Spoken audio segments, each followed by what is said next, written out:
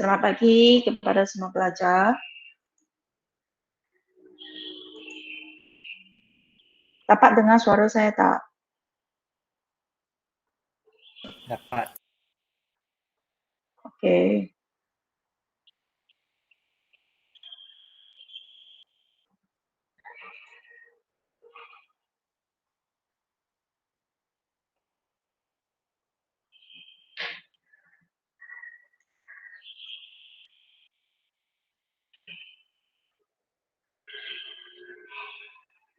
Kita sambung pembukaan kata.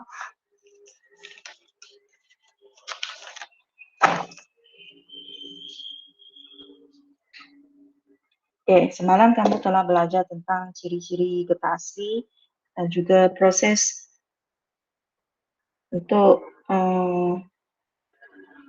mempercepatkan pengumbalan kata dengan menambahkan asid seperti asid metanoik atau asid formic.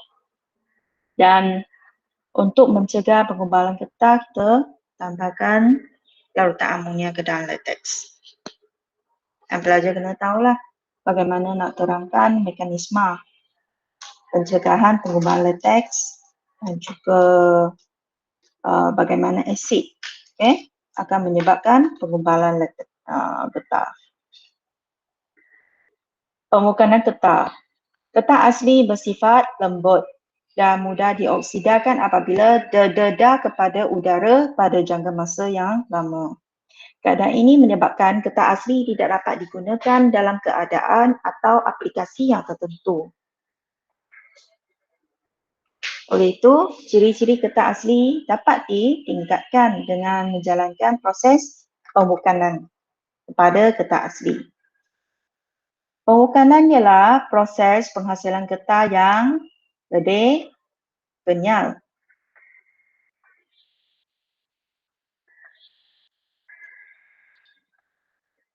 Dan berkualiti melalui penghasilan rangkai silang antara rantai polimer. Sewaktu proses pembukanan, ikatan ganda dua antara karbon yang terdapat dalam molekul getah akan bertindak balas dengan sulfur atau bahan lain untuk menghasilkan rangkai silang. Ini rangkai silang sulfur. Seperti yang ditunjukkan dalam Raja 48. Rangkai silang sulfur ini menjadikan getah terbukan lebih kuat.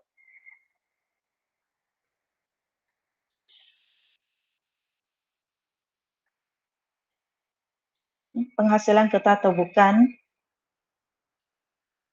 Mula-mula latex ini ditambahkan dengan asid etanoik supaya ia menggumpal.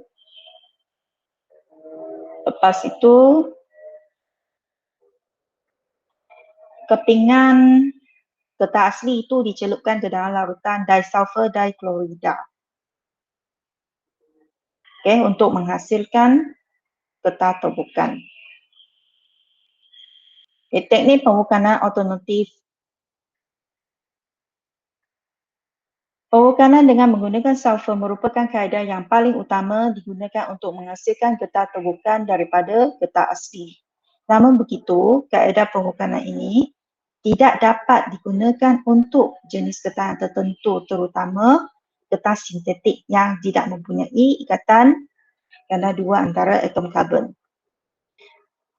Terdapat beberapa teknik pembukanan alternatif yang dapat digunakan untuk menghasilkan getah terbukan tanpa menggunakan sulfur seperti ditunjukkan pada Rajah 4.10.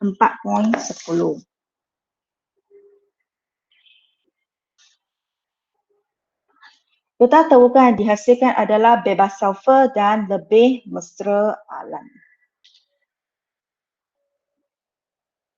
Contoh, getah ini ditambahkan dengan peroksida atau logam oksida atau telah didedahkan kepada sinaran.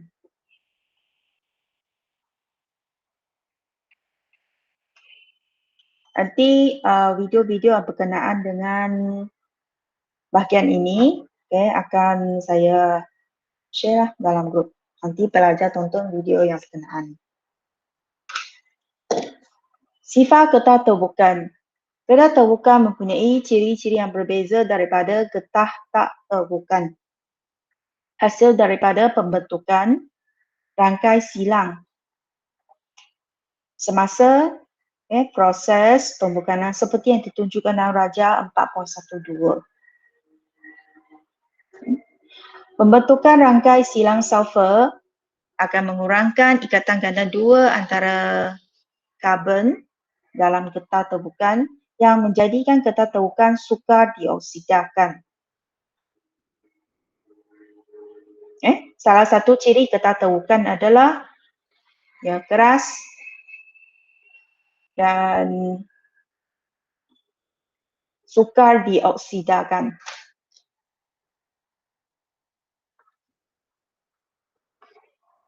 Ia lebih keras atau lebih kenyal kerana rangkai silang sulfur ini dia menghalang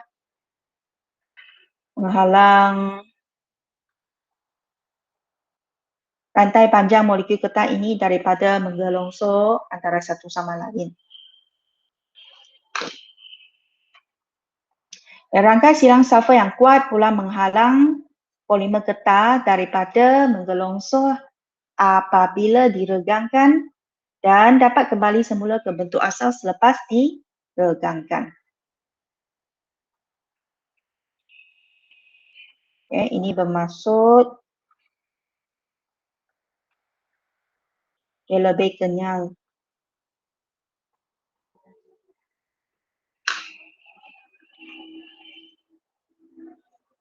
Berbanding dengan getah asli, sekiranya getah asli diregangkan, ia tak dapat kembali ke bentuk asal.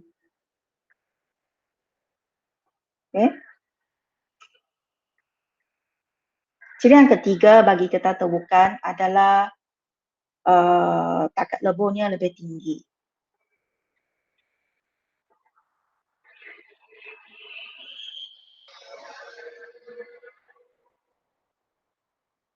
Ketahanan habanya lebih tinggi.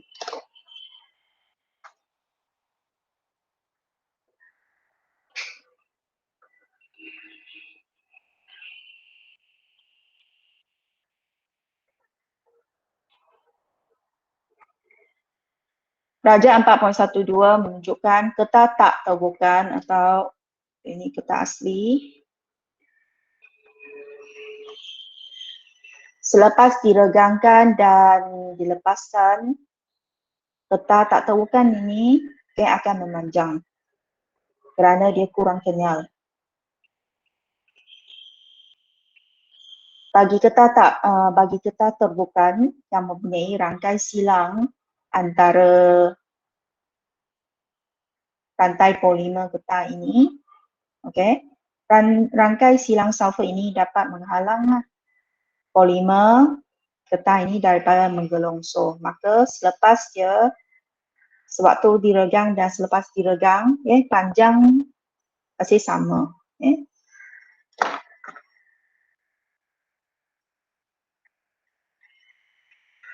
Getah terbukan dia lebih kenyal dan lebih keras, lebih kuat, ketahanan haba yang lebih tinggi dan lebih tahan terhadap pengoksidaan. Getah terbukan ini adalah yang di sebaliknya lah. Kurang kenyal, lembut, kurang kuat, ketahanan haba yang rendah dan senang teroksida. Jadi apa yang penting tentang ini adalah pelajar perlu tahulah nyatakan perbezaan getah terbukan dan getah tak terbukan dari segi cirinya.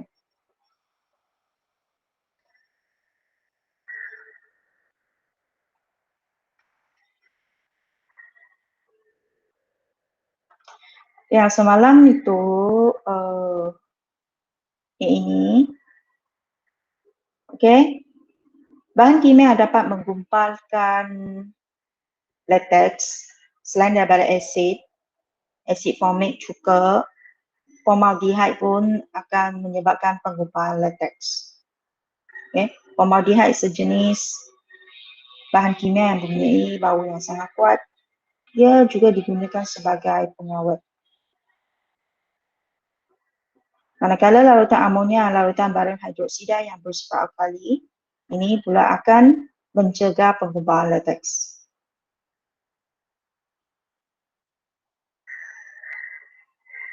Okay, eksperimen yang untuk mengkaji sifat kekenyalan getah terukan dan getah tak terukan yang ini pentinglah.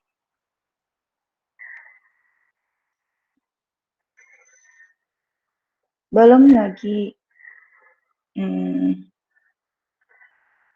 okay, mungkin dia akan tanya dalam esei. Dia boleh keluar dalam esei bahagian C soalan 11.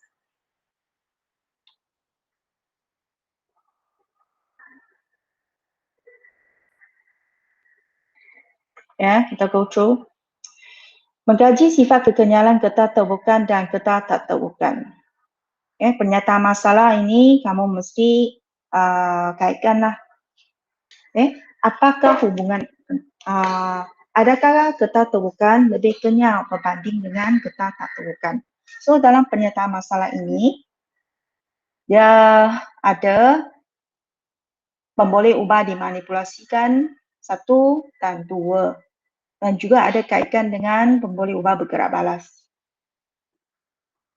Pernyataan masalah ialah satu soalan yang kaitkan bagaimana hubungan pemboleh ubah dimanipulasikan dengan yang bergerak balas atau dari segi perbandingan. Hipotesis dapat jawabkan pernyataan masalah. Getah terukan lebih kenyal berbanding dengan getah tak terukan. Pemboleh ubah dimanipulasikan jalur getah terukan dan jalur getah tak terukan. Jalur getah atau kepingan boleh. Pemboleh ubah bergerak balas, yang ini adalah yang dapat diukur. Itu pemboleh ubah bergerak balas yang tersurat. Itu pemanjangan getah selepas pemberat dialihkan. Kalau belajar tulis kekenyalan getah, itu adalah pemboleh ubah bergerak balas yang tersirat.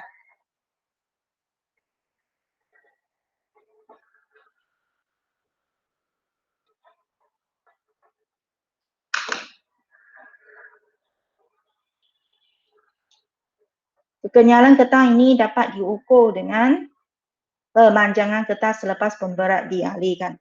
Maksud panjang,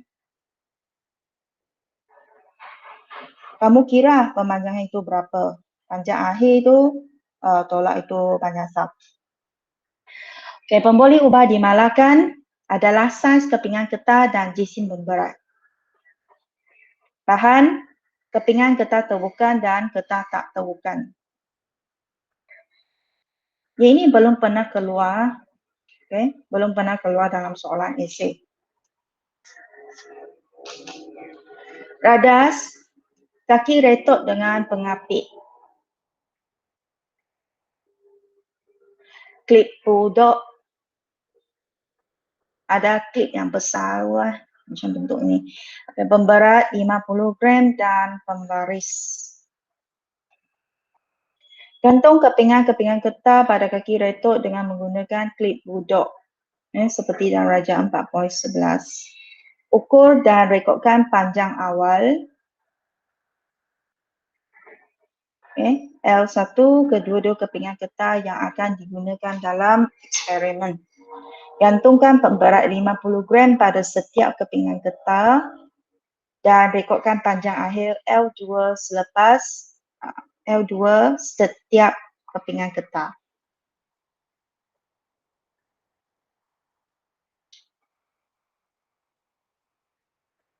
Sebenarnya ini tak apalah, dia tak nyatakan masa tempoh dia digantung. Tanggalkan pemberat dan rekodkan panjang L3 setiap kepingan getah sekali lagi.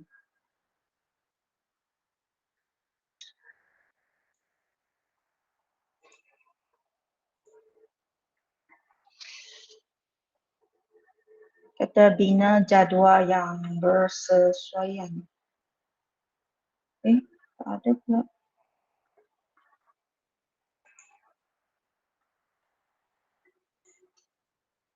Jadual itu haruslah merekodkan data yang telah kamu ambil lah. Panjang awal L1, okay, unit cm. Kolom kedua, panjang akhir L2, cm. Dan pemanjangan. Jalur kertas selepas pemberat dialihkan L3, unit cm. Unit kena letak.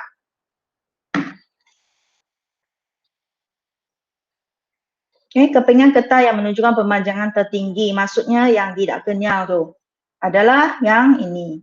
Ini jalur kertas tak terbukan. Lebih kenyal bermaksud selepas pemberat dialihkan, dia dapat kembali ke panjang asal. Inilah jalur kertas terbukan lebih kenyal. Kerana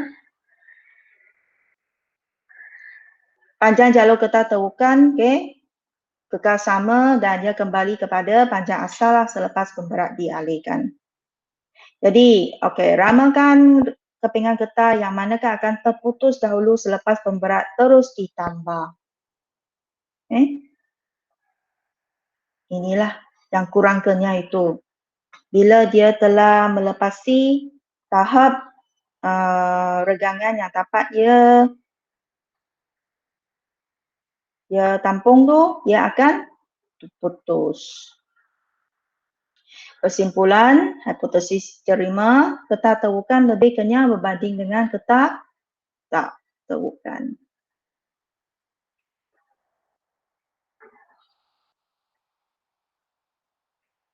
Eksperimen itulah yang kamu perlu tahu macam mana nak huraikan untuk jawab soalan mengeksperimen dalam bahagian C. 4.3, kertas sintetik. Kertas sintetik ini juga lebih mempunyai ciri-ciri kertas terbukan. Cuma dia tak ada rangkai silang sulfur.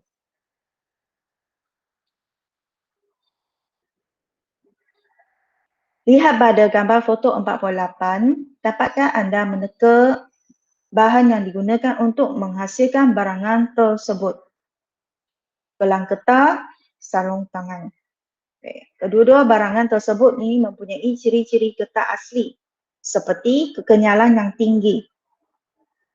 Namun barangan itu tidak dihasilkan dengan menggunakan kertas asli.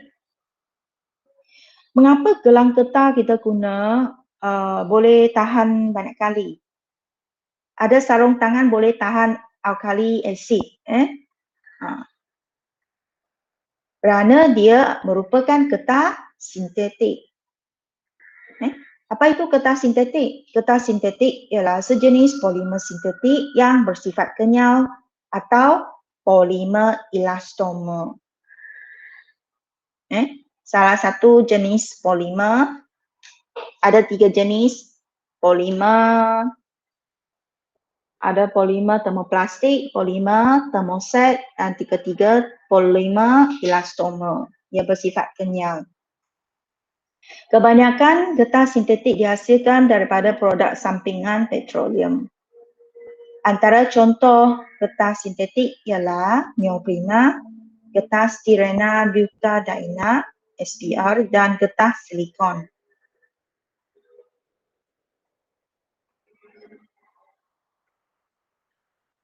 Lebih 60% ni barangan kertas dihasilkan menggunakan kertas sintetik. Kerana ciri-cirinya yang ini. Dia bersifat keras, kenyal dan dia merupakan penebak haba yang baik, tahan terhadap pengoksidaan, tahan terhadap tindakan bahan kimia dan juga ketahanan haba yang tinggi. Ini kelebihan dan ciri-ciri kertas sintetik. Dengan ciri-ciri unik yang terdapat pada kertas sintetik, berbagai barangan dapat dihasilkan. Kelebihan, untuk dihasilkan secara besar-besaran tanpa bergantung kepada faktor cuaca dan serangan penyakit pada pokok getah. Jadikan kertas sintetik pilihan utama industri pembuatan. Bagaimanakah kegunaan kertas asli berbeza berbanding kertas sintetik? Kita tengok kegunaan. Nah, kertas sintetik ini bukan hasil daripada itu latex. Kertas sintetik ini adalah buatan manusia. Dihasilkan secara industri guna bahan kimia lain. Contoh kertas sintetik neoprena, nama lain panggil polychloroprena. Polychloroprena. Cirinya adalah ia tahan haba yang tinggi, tahan pengoksidaan, dan tidak mudah terbakar. Kegunaannya neoprena untuk buat tali sawat, pad getah, petro, dan sarung tangan.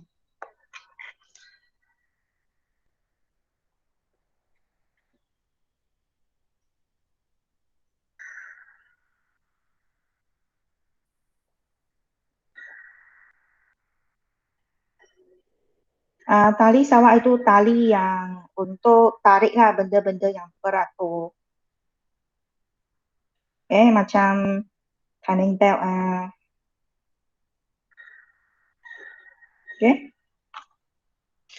Tanning belt. Styrena butadiene SBR mempunyai ciri-ciri tahan pelelasan dan tahan haba yang tinggi. Kegunaan untuk buat tayar dan tapak kasut.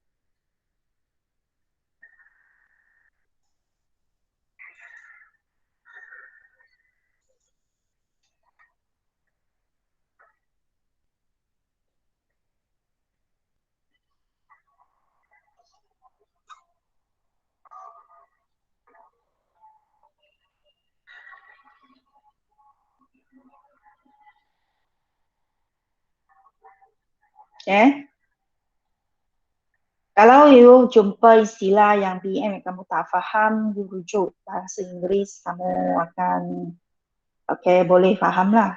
Tak faham lagi, you cek kamus. Google. Tali sawat conveyor belt. Conveyor belt adalah belt untuk hantar barang, angkat barang lah. Dia dapat bergerak. Contoh, you tahu kan?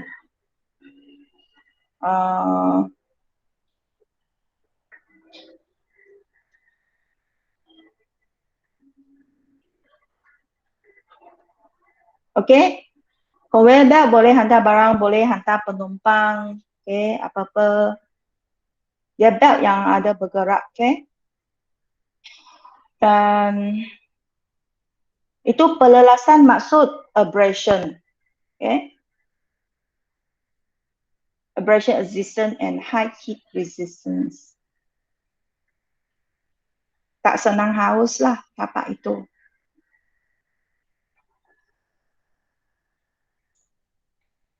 Silikon.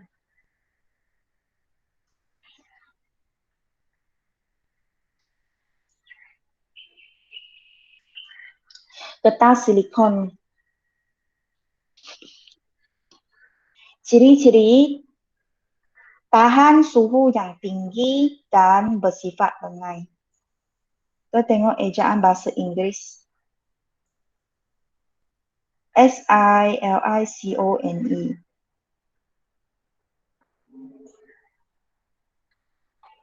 Kalau BN saya tak tahu kenapa dia ada satu E. Sepatutnya tak ada E ni. Kalau buku teks tulis macam ini, USBN tulis macam ini, betul lah sebab dia tengok buku teksnya ejaan. Ciri-ciri, tahan suhu yang tinggi dan bersifat lengai. Silikon ini, banyak benda-benda Which one? Ade, Orange NGS the home parent.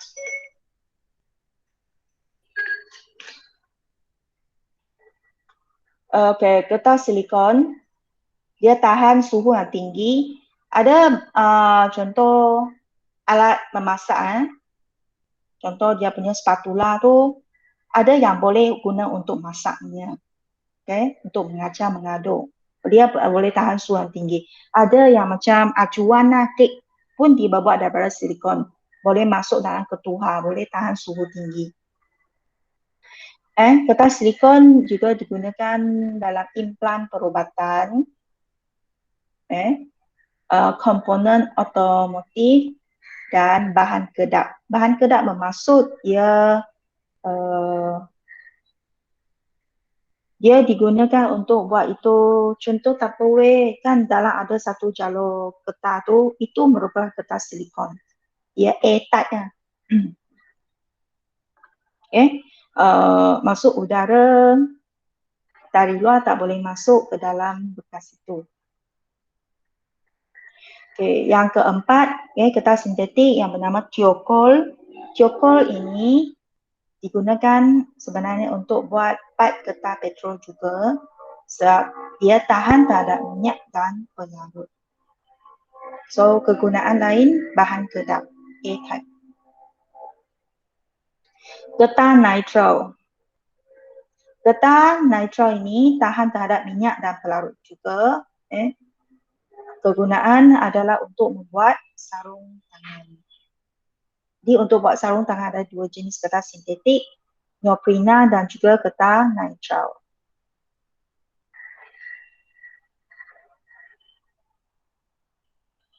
SBR, styrena butadiene, buat tayar dan tapak kasut, kertas silikon, alatan memasak, bahan kedap, atau implan perubatan, thiokol, bahan kedap.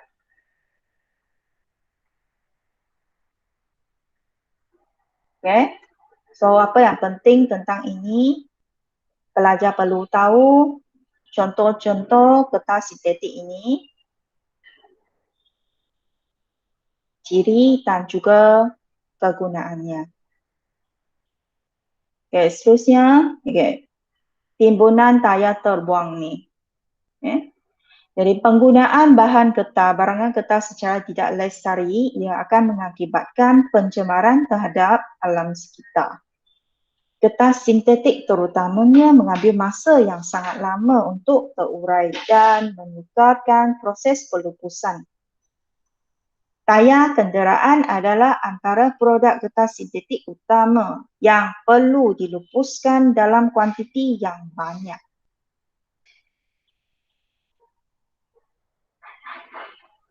Getah sintetik sebaliknya mengambil masa yang lebih, getah asli sebaliknya mengambil masa yang lebih singkat untuk terurai secara biologi. Namun begitu, penggunaan getah asli terhad disebabkan sifat semula jadi getah asli seperti tidak tahan haba dan juga ia tak tahan terhadap pelarut kimia. Jadi, kita masih perlu menggunakan getah sintetik. Dan bagaimana kita dapat mengurangkan masalah pelupusan barangan getah sintetik ini? Gambar 4.10 menunjukkan pelbagai cara barangan getah digital semula atau diguna semula untuk mengurangkan bahan buangan barangan getah.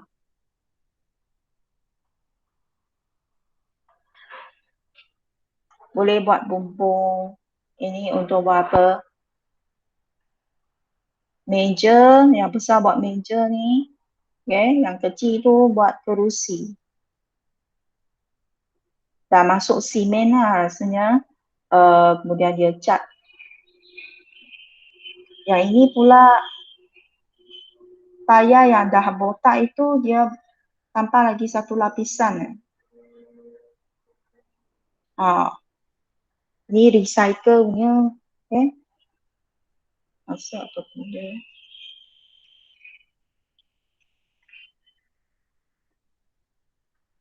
Recon punya, mungkin Recon punya itu tayar lah. Okay.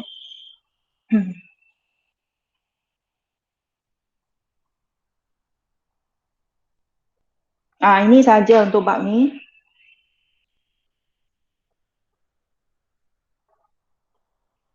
Polimer, getah asli dan getah sintetik.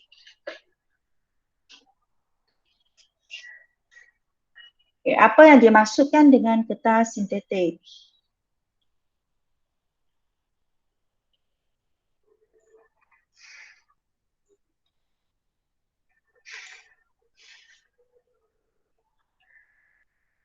Getah sintetik sejenis polimer sintetik yang bersifat elastomer atau polimer elastik. Okay. Sarung getah perubatan, okay, dibuat daripada getah nitrile kerana dia lebih tahan dalam minyak dan bahan berlarut. Dan katakan ciri-ciri getah sintetik.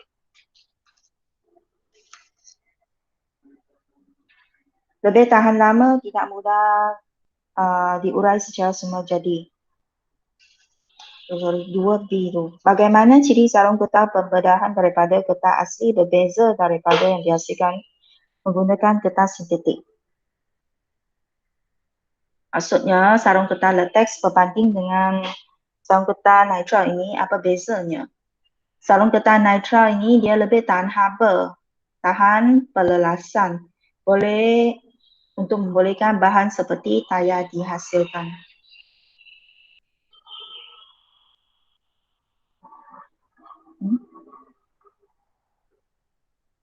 Sore ini dia kata getah sintetik lebih tahan lama, tak mudah urai. Jadi wajarkan penggunaan getah sintetik dalam menghasilkan pelbagai barang.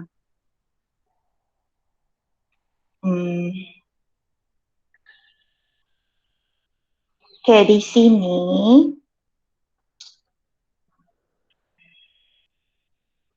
nampak pernyataannya tak? Pernyataannya dia nyatakan kebaikan dan juga keburukan.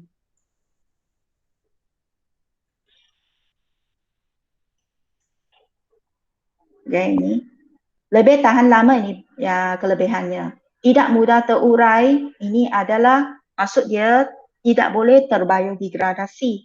Ini merupakan kelemahannya. Jadi dia tanya wajarkan penggunaan getah sintetik dalam menghasilkan berbagai barangan. Maksudnya kamu haruslah huraikan kelebihannya dan juga kelemahannya dan cara mengatasi kelemahan itu. Okay, skema jawapan kurang lengkap lah untuk ini.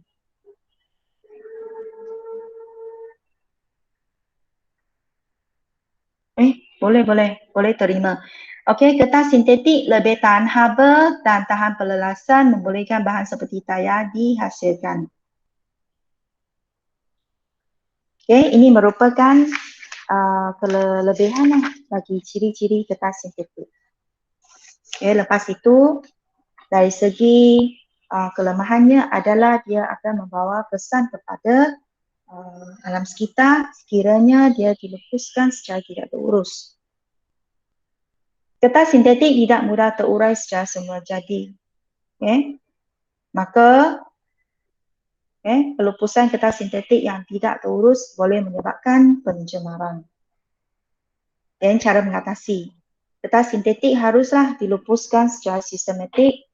Bagaimana dilupuskan itu, you tolong pelajar perlu nyatakan dengan spesifik. Tak boleh macam ini, terlalu umum ni, tak ada makamnya. Okay. Kamu harus kaitkan bagaimana dia dapat diguna semula atau dicipta semula. Getah sintetik haruslah diguna semula. Contoh sebagai perabot, okay? Sebagai tempat untuk menanam, sebagai perhiasan lah, menanam pokok. Kan ada pokok dia letak itu, kemudian tengahnya tanam pokok kan. So, you bagi contoh-contoh lah bagaimana dia diguna semula.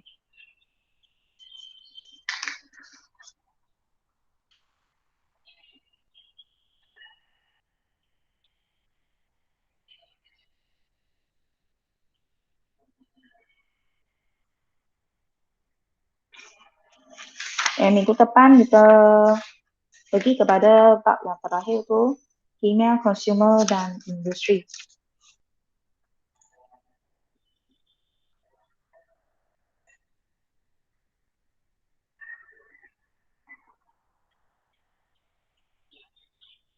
Nanti baru saya postkan lah apa yang kamu boleh buat berkenaan tugasan bagi PTPR hari ini.